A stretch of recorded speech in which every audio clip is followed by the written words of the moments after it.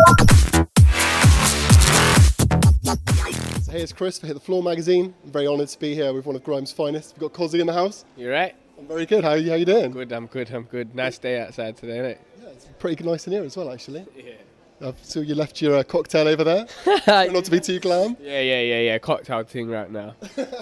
So you've been well busy. You've been doing absolutely tons recently. You've done loads of collaboration tracks with people, with P Money and some of that. Yeah. And you've also been working with the Future Grime music thing as well. Do you want to tell people a little bit about what's going on with that? Future Grime music is it's not a crew. It's just like a collective of MCs that have always known each other, but haven't really made much collaborations with each other. Everybody's been working on own projects. So we just thought, let's all come together and make a batch of songs and then put them out and see what people think. So we've put out 2, and the first one had a very, very good reception called Hold Up. And then we thought, all right, well, because summer's coming, we need the next song to sort of come out a couple days, even a week later. And that one was called Win, that got premiered by Mr. Jam yesterday. Okay. So that is the summer anthem. So that's all it really is. It's just a collective of people that people in the grime scene already know about, but we're just working together and pushing that. So we're going to be seeing more tracks from that kind of set of MCs, or is the next track going to be again a whole different load of people? In FGM, it's like a family thing. So there is more than just 4 MCs that are or 5 that are at the forefront that are featured in the song. There's loads of people. So I think in the future there will be collaborations with people all over the place, hopefully. Yeah. Because I've heard that the main idea is you're trying to get grime to be a bit more mainstream, because grime's always remained quite underground, and the idea is to kind of just get people to know what grime's about. Yeah, we just want to spread the grime sound to people that sort of either don't know about it, turn their noses up at it, or think it's very young, because they're the 3 things that a lot of people have towards it, or the old saying, it's very violent in that type of world. So we're just trying to spread a sound where it's a little bit more easier to listen to, and it's a little bit more calmer, but still you're still MCing and spitting grime lyrics over a song for people to understand.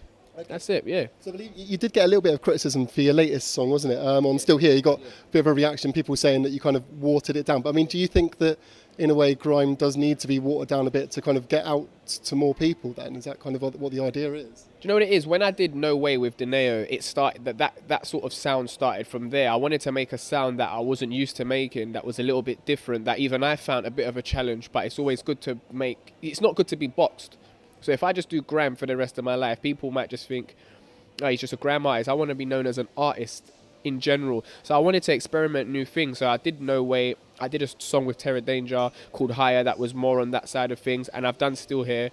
And that's how it sounds. And I think Hold Up and Win it's all around that sort of side of music. And yeah, there was a lot of criticism with it, but I just think it's something that they're not used to, because they're used to things like Spartan and or I'm Grime from someone like me. And I think it's just going to take time for them to get used to. So I mean, is this a kind of angle you're going to kind of stick with, or are we still going to be seeing classic Kozzie Grime? There will always be classic Kozzie Grime, because I think where you've come from you can never leave behind, because that's where the real criticism will come in. You could get a number 1, but you'll have 100,000 people saying, but you don't do grime anymore. But they never criticise Wiley.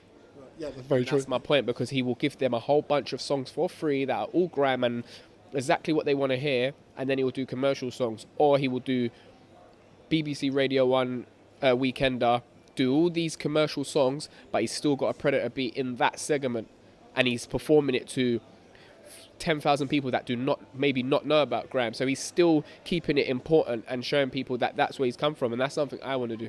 Yeah, because you've been playing a lot of live shows kind of outside of London, haven't you? I mean, how have you found the kind of response to grime, obviously outside, because London's always been the main grime scene. So I mean, have you found it's been reacted to quite differently when you've been touring around? I feel like out of London, anywhere, it's almost like they're starting to respect the sound and be less not as critical with things than people in London. I think people out of London are starting to like the sound.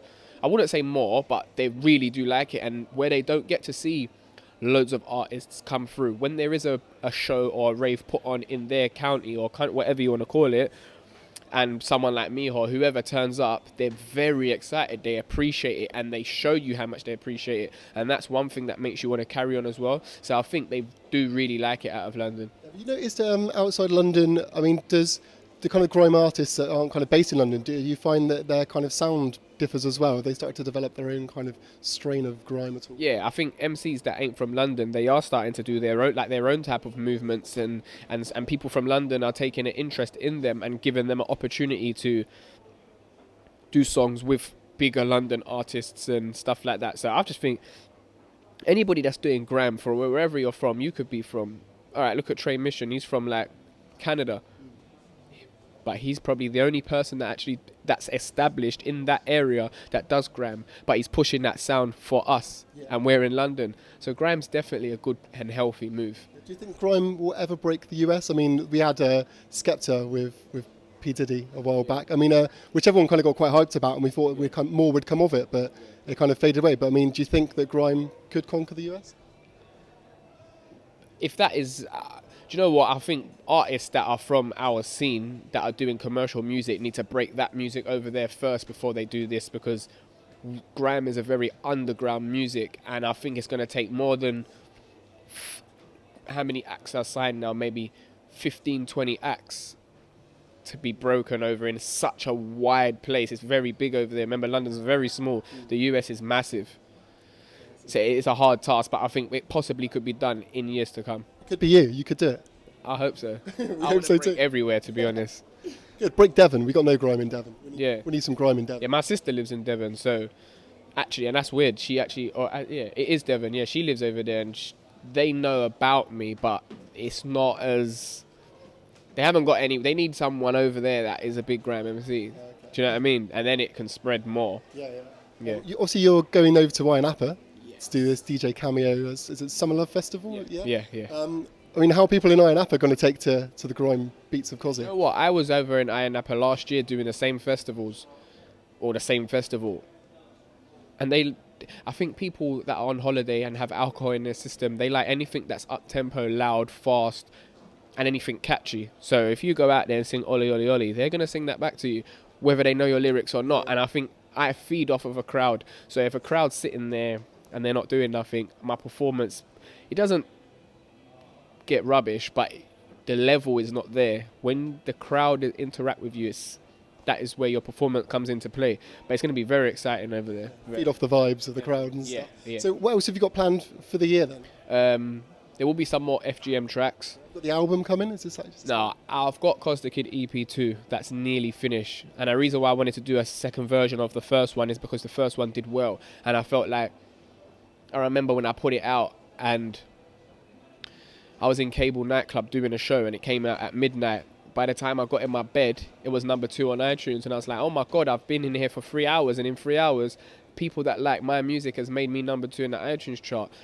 Then when it came to midweek, I remember I was in the midweek charts, and then I remember at the end of the week I was in the top 200, and I was like, well, for someone that hasn't really got loads and loads of material out for sale, and they proper like this, and they've made me get in that top 200, I've got to give them another one that's even better.